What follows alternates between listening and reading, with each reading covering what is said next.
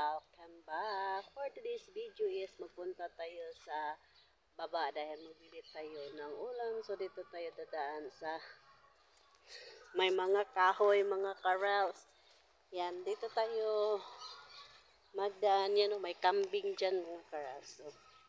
So ito yung daanan papunta doon sa baba dahil magbili tayo ng ulam ng aking mother dahil wala siyang ulam for today. So, kailangan natin magpunta doon sa palengke dahil magbili tayo ng ulam. Yan.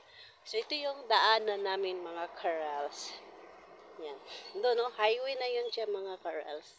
Yan. So, ito yung daanan namin papunta doon sa baba. So, dito tayo dadaan. Yan. So, yan, highway na yan siya, mga corrals. So, yan, nakita niyo yan, karsada na yan. Yan. Kaya ingat, God bless, and bye-bye. Thanks for watching.